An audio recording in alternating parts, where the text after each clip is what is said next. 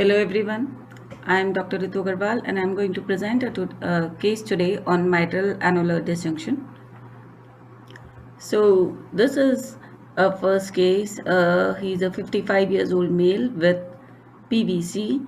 His coronary arteries are normal on cath and EF is normal. So this is a vertical long axis or a two-chamber view. And we can see there is a complex state of mitral insufficiency. There is some prolapse of the posterior leaflet of the mitral valve, and when the heart contracts in systole, there is separation of the ventricular myocardium from the base of the posterior leaflet, or in other words, there is like a atrial displacement of the hinge point of the mitral valve away from the myocardium, and there is this curling motion of the base of the left ventricle. This is another cine image showing the same findings, just playing it again. So again we can see the posterior leaflet of the mitral valve is prolapsed. There is a complex state of mitral insufficiency, and there is this separation with atrial displacement of the hinge point of the mitral valve and systolic curling of the left ventricular myocardium. And when we measure this distance between the top of the ventricular myocardium to the base of the mitral valve leaflet, it is about more than 1 centimeter in both of these. Are actually still frames from the cine images, and it is more than 1 centimeter on both of these. And when we do a post-contrast study, we can see there is some enhancement along the RV side of the interventricular septum, which is also seen on these short axis images here and here. And also, it also shows there is some enhancement along the basal LV wall, which is corresponding to the site of the dysjunction. So the findings in this case are mitral annular dysjunction, which is a systolic movement I showed on the previous slide. There is moderate to severe mitral regurgitation with a complex jet.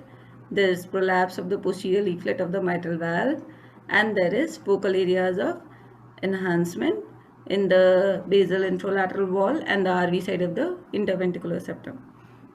Now, to note, the papillary muscles do not show any significant enhancement in this case. Now we see another case. This is another 59 years old male with history of mitral valve prolapse, a moderate to severe MR, and he came to us for further investigation.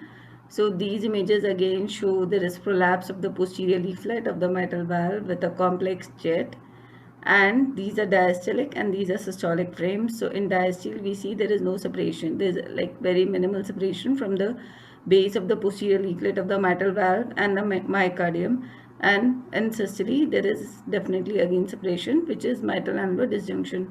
The measurement in this case is greater than 1 centimeter again. And when we do the post-contrast images, we see a scar, a dense scar in the basal introlateral wall along the IV septum, and these are short axis images again showing the scar in the introlateral wall of the myocardium as well as scar in the papillary muscles. So the findings in this case again are mitral annular dysjunction, severe MR with a complex jet, and by using software the regurgitant fraction in this case was 49% and significant myocardial scarring. Now if we look closely, the scarring in this case is significantly more as compared to the previous case. More importantly, we see there is a scar in the papillary muscles. So now why we are talking about it? So mitral annular dysjunction is a recently talked modality finding. Earlier cases, some echo, this was identified, but it was not thought of significant prognostic value. But recently, multiple studies have pointed mitral annular dysjunction to be related to malignant ventricular arrhythmias. So what happens is there is systolic curling motion of the ventricular myocardium, and there is abnormal mitral leaflet traction, and because of this abnormal stretch and there is some friction in the posterobasal wall of the LV and the pap muscles, which because of this traction, abnormal stretch, they undergo hypertrophy, and then after hypertrophy there is fibrosis. This fibrosis or scar act as a focus, a ectopic focus for ventricular normal ventricular rhythm conduction. Additionally, since the mitral valve is often prolapsed, it is myxomatous degenerated, and therefore mitral valve is incompetent, and there is remodeling because there is significant mitral regurgitation, and that increased volume of blood that is falling in the left atrium falls back into the left ventricle, and the left ventricles becomes dilated. So all these together predispose to malignant ventricular arrhythmias. So now, since we have established that mitral annular dysjunction is associated with malignant ventricular arrhythmias, but then what we do about it? We need to find out who needs a defibrillator, who needs a catheter ablation, and who needs a surgical repair. Why? Because mitral valve prolapse is a very common condition. It is usually benign with a good prognosis in most of the patients, but in some patients there is associated dysjunction and risks of malignant arrhythmias and sudden death.